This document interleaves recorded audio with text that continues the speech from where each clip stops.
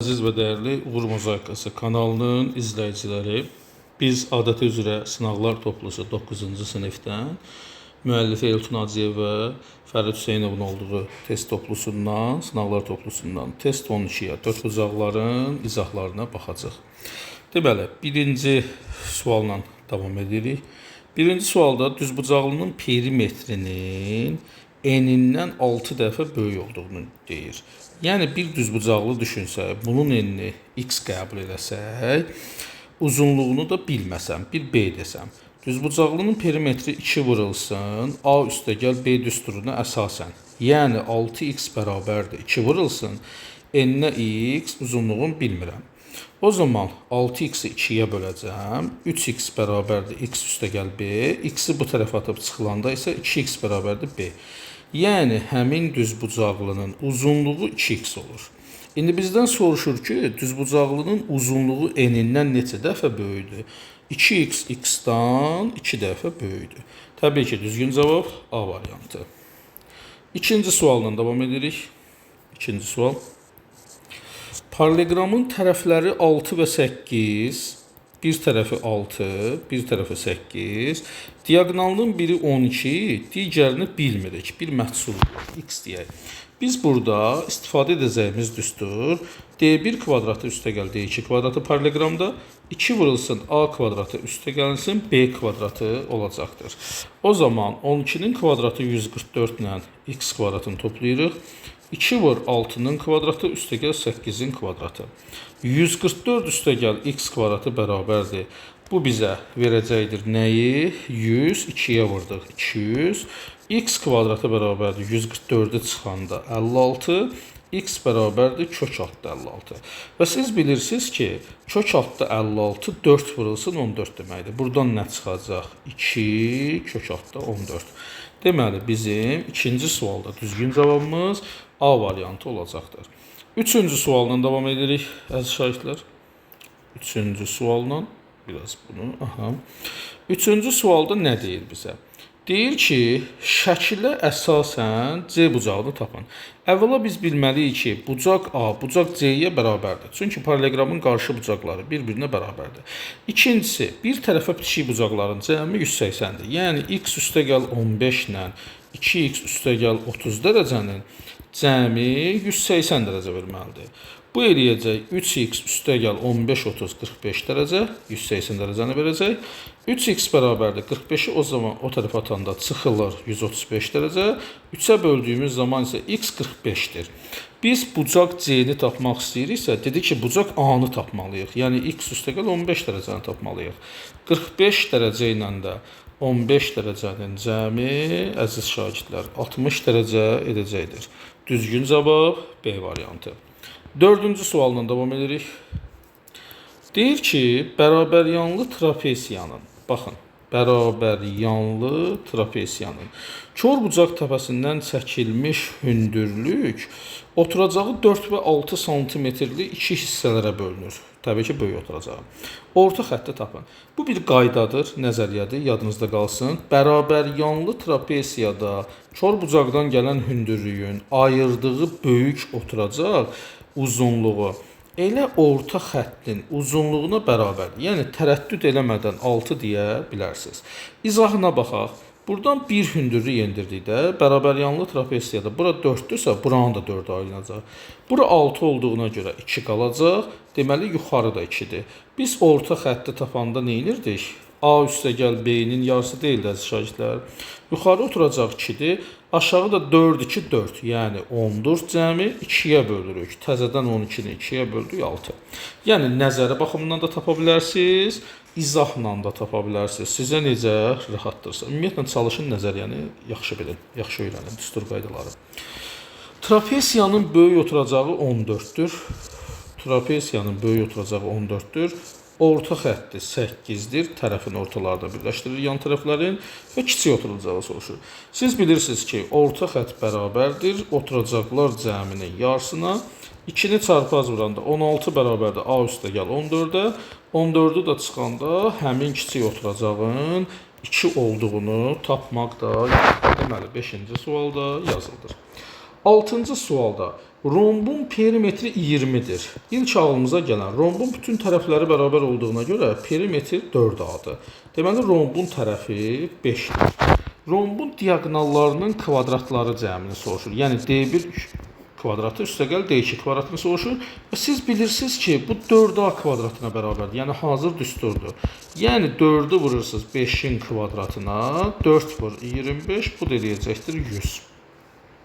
Baxın, nəzəriyyə çox rahatlıqla işimizə yaradır. 7-ci sual. Qabarıq dördbucaqlının daxili bucaqları 360 dərəcədir. Bucaqlar 1-in, 2-nin, 3-ün və 4-ün nisbətindədirsə, bunu 360 dərəcəyə bərabərləyəcək. 3K, 6K, 4K, 10K bərabərdir 360 dərəcə. K bərabərdir 360-ı 10-a böləcək. Yəni 36 dərəcə. Ən kiçik bucaq 1-lə düz mütənasib olduğuna görə düzgün cavab D variantı eləyəcəkdir. 8-ci sualla davam edirik şagirdlər. Düzbucaqlının uzunluğu 12-dir.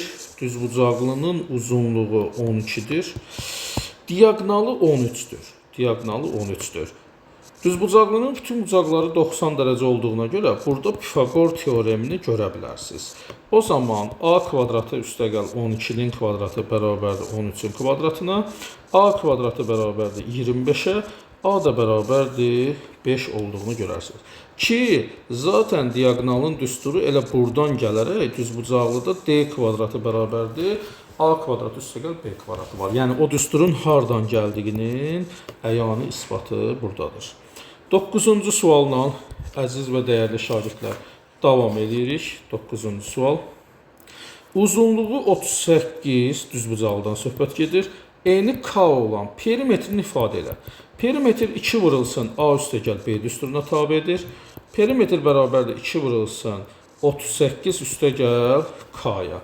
Bu ifadə də təbii ki B variantında verilmişdir. Yəni sadəcə bir növ düsturun soruşur da. K dəyişkən olduğuna görə bir düstur çıxardırıq. Asıllıq düsturu çıxardırıq. Eni 8 uzunluğu 50. Baxın. Eyni böyüklükdə sözü müstəvi fiqurlarında sahələrin bərabərliyinə işarədir. Amma fəza fiqurlarında, məsələn, düzbucaqlı paralellepipeddə, kubda isə əziz şagirdlər həcmlərə bərabərdir. Bunun sahəsini 400 tapdıq. Hardan tapdıq? SAB olduğuna görə 8-i vurdum 50-yə. Dedim ki 400-dür.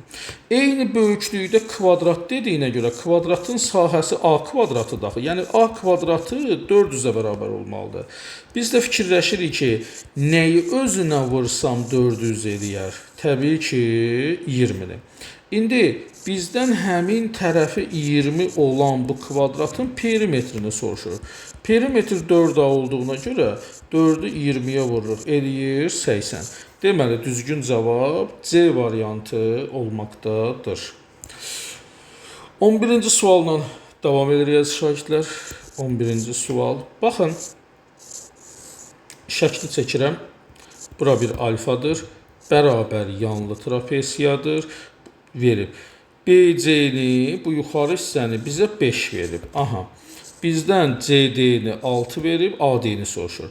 Bura 2 alfa olduğuma görə buna paralel bir dənə tənböləni çəkirəm. Bax, bura alfa eləyirəm. Bunu paralel çəkdimsə, qarşılıqlı bucaqlar bərabərdirsə, onsuz da oturacaqlarda paraleldir. Burada paralelogram yaranır. Yəni, bura 5-dirsə, burada 5-dir. İndi bunlar paralel olduğuna görə çarpaz bucaq var, alfa. Həm də paralelliyə görə bununla bu paraleldirsə, bu alfanı bura köçürdürəm. Uyğun bucağa görə, ya çarpaz bucaq. Axırı bura alfa oldu. Alfanı gördümsə, burada bərabər yanlı 3 bucaq yarandı. 6. İndi bizdən də AD-ni ümumi soruşursa uşaqlar, AD bərabərdir 5 ilə 6-nın cəmi, yəni 11-ə. Deməli, düzgün cavab C variantı edəcəkdir.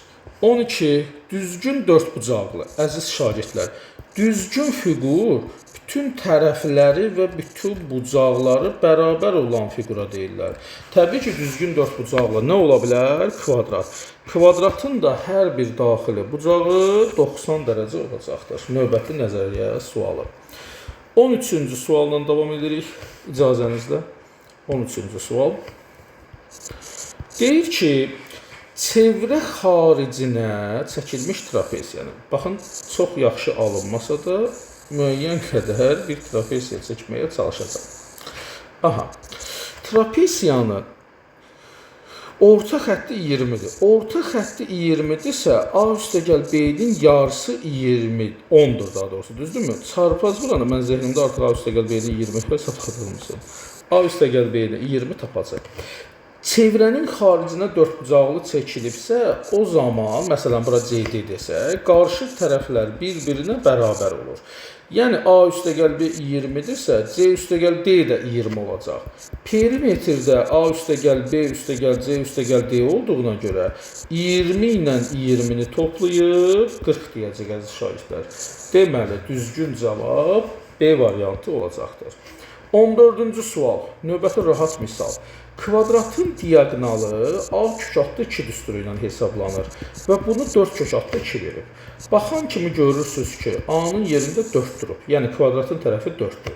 Kvadratın perimetri 4A olduğuna görə 4-ü 4-ə vurub 16 tapırıq. Onda rahatlıqla deyə bilərik ki, perimetr 16-dır. 15-ci son misala baxırıq. 15-ci. Deməli, 15-ci sual. Tərəfləri 4 və 6 olan bir paralleqram var. 4 və 6 olan bir paralleqram var. Kör bucağı 120 dərəcədir. Onda iti bucağı neçə olur? 60 dərəcə. Kiçik diaqonal kör bucaqdan gəlir. Niyə? Çünki bunların cəmi 180 deyildi. Ona görə 60 yazdım. Kiçik diaqonalı soruşur. Burada biz kosinuslar teoremindən istifadə edəcəyik. Yəni ABC və alfa varsa, C kvadratı bərabərdir A kvadratı üstəgəl B kvadratı çıx 2AB kosinus alfa. Kosinuslar teoremi. Kimdə bu yoxdursa yazsın, əzbərləsin. Yəni dərəcənin qarşısındakının kvadratı bərabərdir. Yandakılarının kvadratı çıxılsın 2 vur yandakılar, bir də həmin bucağın kosinusu. X kvadratı bərabərdir. 4-ün kvadratı 16, 6-nın kvadratı 34. Bu 2 kosinus 60-dan gedəcək. Çünki kosinus 60 2-də 1 deməkdir. 4 vur 6 da 24 edəcəkdir. X kvadratı bərabərdir. Bu 40, 52 çıxılsın 24 eləyəcək. X kvadratı 28 eləyəcək. Siz bilirsiniz ki, bu kök altda 28 deməkdir. Yəni 4 vur 7. Buradan da çıxacaq 2 kök altda 7. Düzgün cavabımız 2 kök altda 7 olacaqdır. Əziz və dəyərli kanal izləyiciləri, kanala abunə olmağı unutmayın ki, növbəti videolardan xəbəriniz olsun. Allah amanında növbəti videolarda görüşənə qədər.